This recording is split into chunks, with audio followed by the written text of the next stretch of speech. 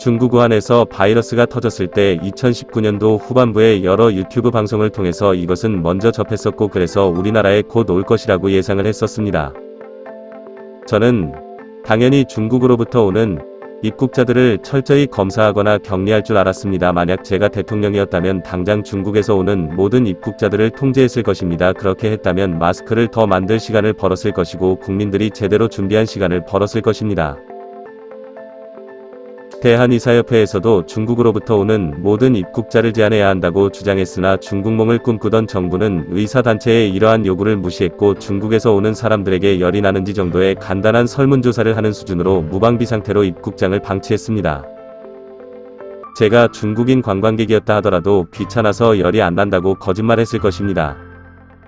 대만의 경우 모두 아시는 것처럼 즉각적 공항 폐쇄로 국민들의 고통을 최소화하면서 효율적으로 방역을 했습니다. 그들은 초기부터 공항 폐쇄로 시간을 벌었고 마스크 값이 수천 원씩 폭등하지도 않았고 자영업자들이 그렇게 큰 고통을 받지 않았습니다.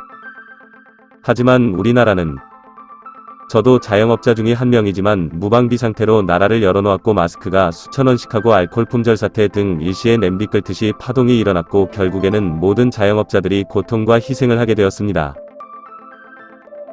일반 국민들은 바이러스의 전파 과정에 대해서 잘 모릅니다. 어떻게 하면 바이러스로부터 안전하게 하는 것인지에 대한 개념이 없습니다. 정부는 공익 광고 등과 여러 방송 프로그램을 통해서 이 점을 충분히 국민들에게 교육시켰어야 합니다. 하지만 정부 관계자들조차 이런 개념이 없었기 때문에 무의미한 짓을 자꾸 하게 된 것입니다. 한 가지 예를 들어보겠습니다. 식당에 가면 우리는 밥을 먹으며 이야기도 하고 그러면서 미세한 침방울을 식탁 위로 튀깁니다. 만약에 앞 사람이 바이러스를 퍼뜨리고 갔다면 모든 식탁은 알코올로 한 번씩 소독이 되었어야 합니다. 하지만 식당 중 어느 곳도 알코올로 식탁을 닦는 것을 보지 못했습니다. 또한 수저와 젓가락을 별도로 개별 포장하여 그때그때 주는 곳도 있었지만 대부분은 수저통에 여러 개를 놓고 그중 하나를 맨손으로 집어서 먹도록 하는 것이 대부분이었습니다. 뒷사람은 앞사람이 만진 숟가락을 입에 물게 되는 것이지요. 여러 사람이 같이 사용하는 물통이나 양념통도 마찬가지입니다. 모든 곳에 방역이 빵꾸가 나 있었습니다. 하지만 공무원들은 이런 구체적인 방역에 대한 지침이나 원칙을 알지 못한 채 그냥 탁상 행정으로 쓸데없는 규칙만 만들었습니다. 4시 와서 먹으면 괜찮지만 5명이 오면 안 된다 이런 규칙 같은 거죠. 그리고 북한처럼 주민들이 서로 감시하고 상호 고발하도록 하는 거 역시 방역에 대해서도 마찬가지였죠. 그래서 6명이 갔을 때 4명과 2명이 따로 들어가고 그들은 서로 아는 척을 해서는 안 된다는 정말 병등신 같은 규칙을 만들었습니다. 식당에서 입을 열고 이야기를 하면서 밥을 먹는 순간 이미 그 안에는 바이러스가 퍼질 수 있는 조건이 되어 있는 것입니다. 인원수 제한만 하는 것이 무슨 의미가 있습니까? 인원수 제한을 할 거면 테이블 간 거리와 식당 방역 및 시간 조절을 같이 해야 의미가 있는 것이지요.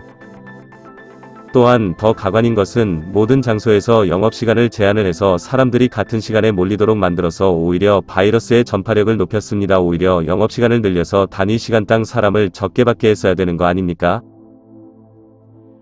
지하철도 어떻습니까? 지하철 안은 안전합니까?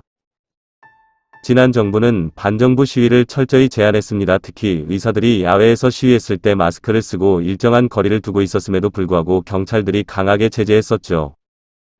그런데 말입니다. 지하철은 모두 마스크를 쓰고 있지만 사람들이 밀폐된 공간에서 더욱 가까이 모여 있습니다. 지하철은 이렇게 사람들이 모여 있어도 되고 밖에서 모이는 집회는 안 된다는 그 논리는 대체 무엇입니까? 그리고 예배당은 안 되고 사람이 바글바글한 식당은 허용된다는 논리는 의학에 근거한 것입니까? 바이러스가 쉽게 통과되는 첫 마스크나 일반 덴탈 마스크를 쓴 사람이 많이 모여있는 지하철은 바이러스의 무방비 상태입니다. KF94라 하더라도 바이러스가 통과할 수 있죠. 출퇴근 시간은 사람 간의 거리가 더욱 가깝고 당연히 바이러스는 퍼질 수밖에 없었습니다. 쉽게 얘기하면 정부의 방역은 이도저도 아닌 어정쩡한 쇼에 불과했다입니다. 정부가 정말 그렇게 셧다운을 하고 자영업자들의 고통을 강요할 생각이었다면 이런 지하철부터 통제를 했어야 되는 거 아닌가요? 지하철을 통제할 수 없었다면 애초에 자영업자들에게 그런 고통을 강요해서는 안 되는 것이었습니다. 그래놓고서 방역에 대해선 너무 잘해서 질문할 것이 없지 않냐고 한 대통령의 발언은 대한민국 역사에 길이 남을 것입니다. 수술방에는 의사가 간호사들이 지켜야 할 규칙들이 있습니다. 어떻게 하면 균이 오염이 된다 안 된다 이것에 대한 규칙이 명확히 있습니다. 우리가 방역에 대해서도 논할 때 마찬가지 규칙이 있습니다. 하지만 어느 누구도 의학적으로 이것을 정확하게 풀어서 설명을 해주지 않았습니다. 각종 상황에서 어떻게 하면 균이 옮지 않는가에 대한 내용을 공영방송이나 다큐멘터리 혹은 교육방송을 통하여 제대로 전파했어야 합니다. 정확한 정보 전달이 없었기에 국민들은 자기 멋대로 방역을 해석하여 많은 뻘짓들을 했습니다. 이를테면 식당이나 각종 공공장소에 갔을 때 일하는 사람들이 장갑을 끼고 일을 합니다. 하지만 그 장갑을 낀 채로 이 사람과 접촉하고 저 사람과 접촉하면 결국 맨손으로 이 사람 저 사람을 만진 것과 아무 차이가 없습니다. 여러분, 바이러스가 손의 피부를 통해 흡수됩니까? 그렇지 않습니다. 맨손으로 사람과 접촉하고 그때그때마다 손을 알코올로 소독을 해주거나 씻는다면 장갑을 끼지 않아도 바이러스 흡수를 막을 수 있습니다. 반대로 아무리 장갑을 끼더라도 같은 장갑으로 이 사람 저 사람을 만지고 내 얼굴을 만진다면 바이러스는 당연히 전파되는 것입니다.